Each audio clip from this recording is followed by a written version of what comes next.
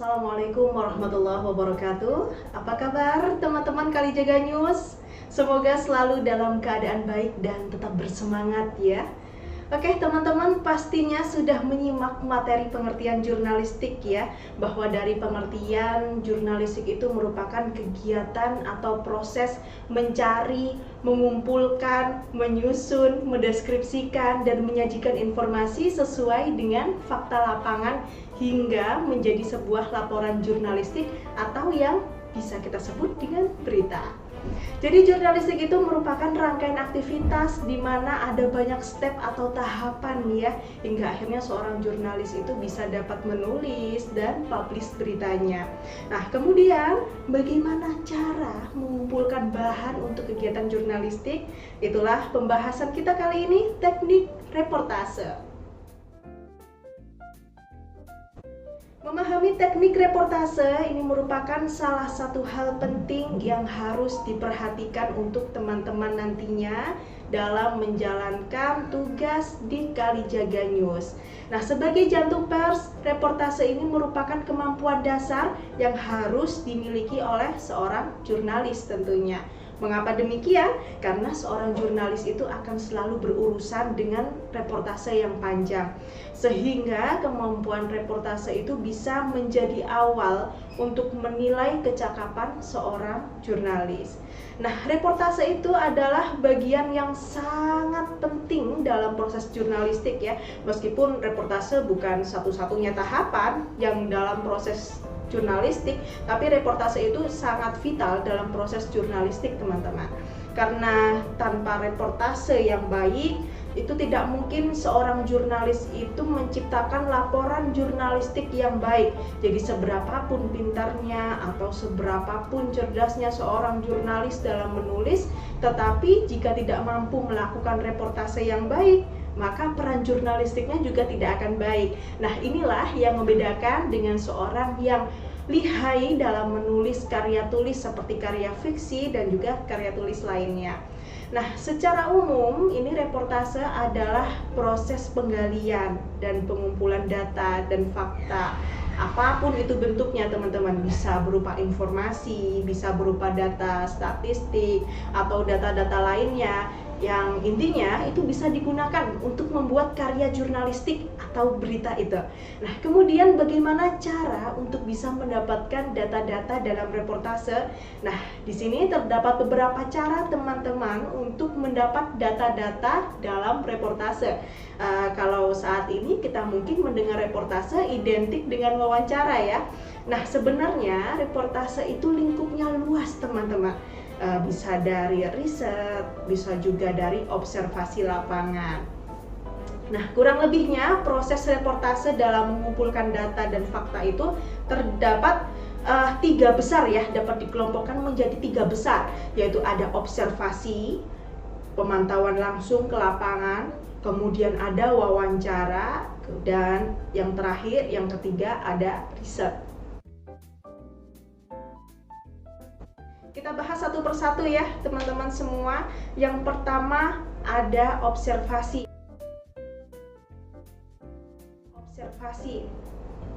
Oke, jadi observasi ini itu seringkali disamakan dengan pengamatan, penglihatan mata, pendengaran telinga, penciuman hidung juga. Nah, dengan melakukan observasi, seorang jurnalis itu bisa mendapatkan gambaran secara jelas tentang suatu peristiwa dengan panca inderanya. Nah, biasanya seorang jurnalis itu melakukan pengamatan terlebih dahulu sebelum menulis beritanya, terutama itu bagi jurnalis yang mengejar waktu sempit seperti jurnalis televisi, kemudian ada jurnalis online begitu, sehingga fungsi pengamatan itu didahulukan sebelum mendapatkan narasumber untuk wawancara dan koreksi. Nah, dalam liputan jurnalistik, observasi itu sangat penting dilakukan, terutama untuk meliput peristiwa tertentu seperti kecelakaan, bencana alam, dan peristiwa-peristiwa lainnya yang tidak tematis. Nah, itu mutlak dilakukan. Karena tidak cukup dengan kita melakukan wawancara dengan narasumber saja. Contohnya seperti yang baru-baru ini terjadi demo begitu. Demo tolak penundaan pemilu dan masa jabatan presiden 3 periode. Nah, kalau kita liputan tentang demo, saya rasa observasi ini menjadi sangat penting ya daripada wawancaranya. Sangat penting bagi teman-teman ketika di lapangan itu mengamati secara jujur, detail, dan tajam apa yang sebenarnya terjadi, sehingga dapat menghasilkan berita yang lengkap dengan bukti yang kuat. Kalau teman-teman khawatir tidak ingat secara detail peristiwa, bisa difoto, bisa juga direkam, bisa juga dicatat secara langsung apa yang didapat, apa yang dilihat, dan apa yang didengar. Minimal itu harus bisa menjawab 6 dasar dari beberapa pertanyaan 5W plus 1H. Kalau liputannya tentang demo nih, harusnya sudah bisa menjawab seperti apa yang terjadi, siapa yang turut aksi, bagaimana jalannya, kapan terjadinya, di mana saja lokasinya, mengapa bisa terjadi. Minimal beberapa pertanyaan tersebut harus bisa terjawab ya. Akan tetapi juga sebuah observasi itu tidak bisa sepenuhnya menjawab 5W1H, tergantung peristiwanya. Contohnya seperti kebakaran. Untuk why, mengapa, itu tidak bisa langsung terjawab karena harus menunggu konfirmasi lanjutan. Nah, begitu juga ketika teman-teman mendapatkan tugas untuk meliput proyek pembangunan gedung misalnya. Nah, teman-teman tidak hanya mewawancarai narasumber, tapi juga harus bisa melihat langsung jalannya proses pembangunan gedung itu sendiri. Nah, jadi tergantung situasi dan kondisi topik peristiwa yang diangkat ya. Nah, dengan mengutamakan kejujuran, pengamatan yang detail dan lengkap, disertai dengan bukti yang kuat, maka akan menjamin keakuratan yang merupakan bagian dari berita yang berkualitas. Oke, yang kedua yaitu ada wawancara. Teman-teman, kalau wawancara ini merupakan salah satu teknik reportase yang banyak dijadikan acuan ya dalam menulis berita. Dalam jurnalistik dari dulu hingga saat ini, itu wawancara adalah dapat dikatakan menjadi inti dalam reportase dan menjadi proses utama dalam jurnalistik begitu. Karena itu dalam proses wawancara seorang wartawan itu harus bisa mengorek keterangan dari narasumber itu sedalam-dalamnya. Jangan sampai ketika wawancara seorang wartawan itu malah terhanyut dengan penjelasan narasumbernya. Yang dimaksud adalah wartawan itu harus tetap siaga dengan menyiapkan list pertanyaan yang sudah disiapkan sebelumnya agar ketika wawancara fakta yang digali itu tidak kabur. Nah, ketika narasumber mulai melenceng dalam pemaparan, maka jurnalis harus bisa menghentikan dengan cara mengajukan kembali pertanyaan sesuai dengan tracknya. Keahlian menyimak seorang jurnalis dalam hal ini juga sangat dibutuhkan ya, karena dari pernyataan-pernyataan dari narasumber itu seringkali akan timbul pertanyaan tambahan yang lebih menarik daripada list pertanyaan yang telah disiapkan. Nah, sehingga fakta yang akan dicari itu tadi akan lebih terungkap, akan lebih tajam lagi dari jawaban narasumber tersebut. Sehingga tahapan yang sederhana ketika melakukan wawancara untuk pemberitaan, di antaranya ada yang pertama, penentuan tema. Nah, penentuan tema itu sudah semestinya ditentukan sebelum jurnalis berangkat bekerja ya. Jadi ketika berangkat bekerja, itu kepala tidak kosong, akan tetapi juga tidak menutup kemungkinan ketika seorang jurnalis itu berangkat tanpa adanya tema begitu, dengan kepala yang kosong juga. Tapi dengan begitu tiba-tiba di depan mata terjadi kecelakaan, kemudian di depan mata ada Satpol PP, kemudian didekati ternyata ada penertiban PKL. Nah, semua itu bisa saja terjadi, tapi sangat jarang terjadinya ya. Kemudian yang kedua, mempelajari persoalan. Setelah menentukan tema, maka tahap selanjutnya adalah mempelajari persoalannya.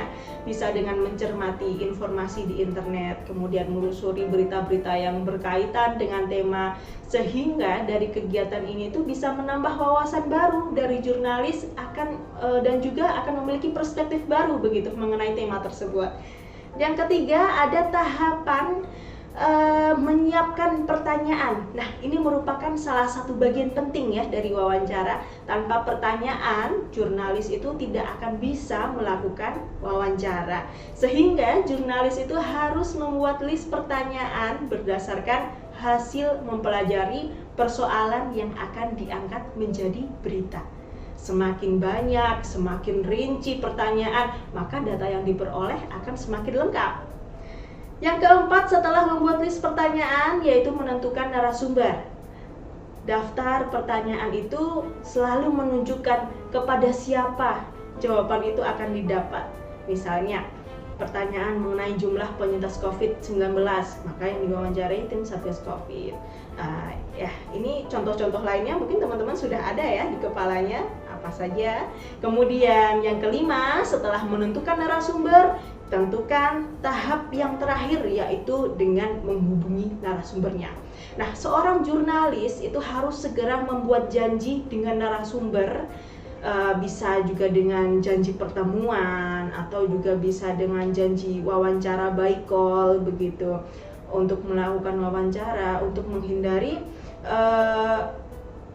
kesibukan dari narasumber, kesediaan dari narasumbernya juga.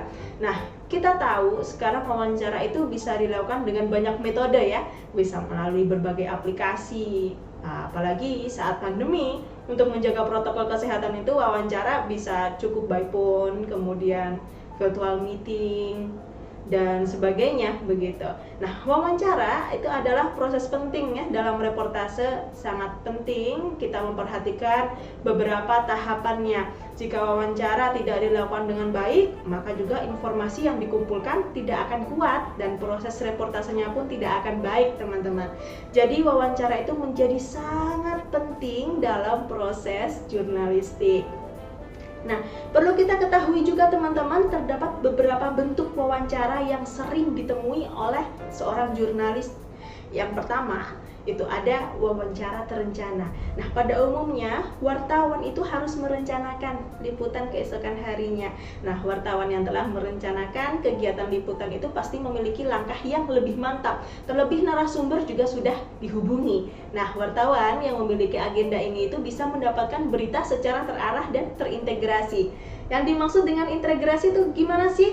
Nah, yang dimaksud dengan terintegrasi itu adalah jurnalis lintas beat dalam satu media itu bisa bekerja sama untuk menguak kasus tertentu. Misalnya nih, ada kasus sampah di pasar tradisional membuat pembeli lebih memilih ke toko modern. Nah, maka wartawan dalam beat pemerintahan itu bisa menanyakan pengelolaan tempat pembuangan sampah ke dinas kebersihan. Lalu juga wartawan dalam beat ekonomi bisa menulis kerugian pedagang dan hilangnya pembeli begitu. Mereka bisa berkolaborasi dalam membuat berita tersebut. Yang kedua, ada wawancara tidak terencana. Nah, dalam praktiknya juga ada wartawan yang menjalankan tugas di lapangan itu tanpa rencana sama sekali. Nah, tapi beberapa kondisi jurnalis itu sering menemukan narasumber yang tidak terencana memang di tempat-tempat tertentu begitu ya. Misalnya lagi nongkrong di warung kopi di sekitar kamar mayat rumah sakit. Nah, tiba-tiba ada ambulan yang membawa mayat yang kondisinya sudah membusuk. Nah, jurnalis itu dapat langsung mengorek keterangan dari pihak rumah sakit dan juga dari pihak kepolisian setempat, sehingga itu bisa menjadi sebuah berita. Yang ketiga, ada jumpa pers. Nah, seringkali juga seorang jurnalis mendapatkan undangan dari manajemen perusahaan hingga mengungkapkan kasus oleh pihak kepolisian. Yang keempat, ini ada wawancara doorstop. Nah, dari sekian banyak wawancara, jenis-jenis wawancara itu tadi ya, doorstop interview itu merupakan wawancara yang paling sulit untuk dilakukan. Karena wartawan itu tidak akan banyak waktu untuk melakukan wawancara dan mencatat secara lengkap jawaban dari narasumber. Nah, wawancara ini itu bisa terjadi ketika narasumber sedang sibuk, kemudian dalam pengawalan yang ketat, atau memang menghindari wartawan yang ingin mengkonfirmasi sebuah berita. Jadi jurnalis itu harus mengejar narasumber yang sedang berjalan. Nah, dalam waktu yang sempit itu, jurnalis harus memikirkan pertanyaan pokok karena narasumber tidak akan menjawab dengan panjang lebar, begitu ya. Pasti jawabannya singkat-singkat saja. Nah, untuk mendapatkan data yang cukup saat wawancara, teman-teman, terdapat beberapa hal juga yang sangat berhubungan dengan disiplin diri sebagai seorang jurnalis. Di antaranya, yang pertama, harus percaya diri. Kemudian yang kedua, bersikap baik. Yang ketiga, memahami narasumber. Nah, kemudian yang keempat, memahami juga persoalannya agar wawancaranya lebih mudah. Yang kelima, mengetahui narasumbernya. Siapa sih narasumbernya? Begitu. Nah, dengan mengetahui siapa narasumbernya, itu jurnalis dapat bertindak cepat untuk menyusun pertanyaannya, dan pertanyaannya pun akan tepat, begitu ya, tepat tujuannya. Yang keenam adalah mempersiapkan alat. Nah, mempersiapkan alat itu untuk wawancara umumnya menggunakan recorder atau catatan saja ya. Kemudian yang tujuh, membuat list pertanyaan penting. Nah, membuat list pertanyaan itu untuk menghindari lupa, menanyakan pertanyaan yang sudah direncanakan ya, untuk sesuai dengan tracknya itu tadi.